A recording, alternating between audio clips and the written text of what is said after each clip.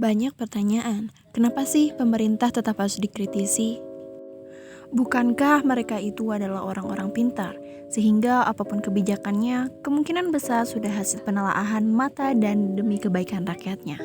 Untuk menjawab pertanyaan itu, ada baiknya kita mengingat ulang perkataan Lord Acton, yakni kekuasaan itu cenderung korup dan kekuasaan absolut korup sepenuhnya. Yang secara garis besar kita bisa menyimpulkan bahwa kekuasaan yang tanpa kontrol itu akan memungkinkan terjadinya berbagai penyimpangan seperti korupsi, kolusi, dan nepotisme.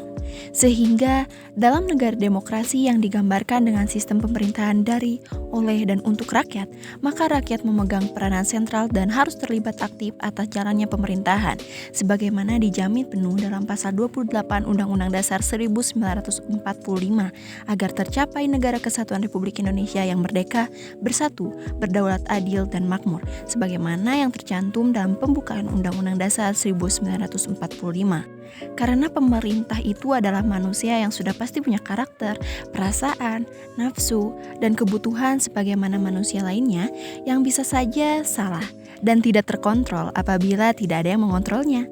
Maka kekritisan harus dihadirkan, karena apabila pemerintah sebuah negara tidak berjalan sebagaimana mestinya atau menyimpang dari keharusannya, maka anak-anak pintar kemungkinan akan tetap kalah dengan anak-anak kurang pintar namun orang tuanya berduit. Anak-anak rajin kemungkinan akan tetap kalah dengan anak-anak pemalas namun orang tuanya punya koneksi.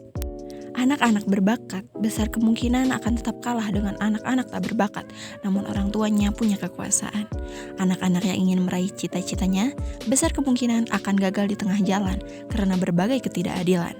Calon-calon penguasa hebat besar kemungkinan tidak akan bisa berkembang karena kalah dengan praktek-praktek tidak sehat di tengah jalan. Calon-calon politikus baik besar kemungkinan tidak akan bisa terpilih karena banyaknya money politik dalam setiap pemilihan. Calon-calon pemimpin besar kemungkinan akan mati sebelum berkembang karena berbagai kelicikan yang ditemuinya di tengah perjalanan. Kenapa semua keunggulan tadi seolah sulit terwujud?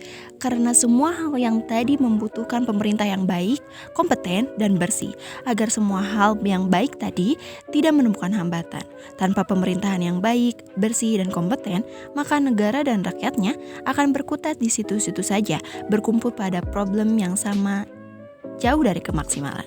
Dan kekuasaan serta berbagai fasilitasnya hanya untuk melayani segelintir elit dan orang-orang terdekat kekuasaan.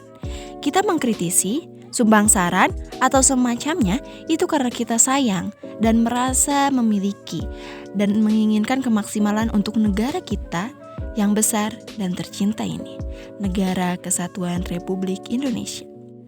Bukankah begitu? Terima kasih, saya Adira Nurul Adianti dengan NIM 2008873 dari kelas 1B Pendidikan Pariwisata Universitas Pendidikan Indonesia.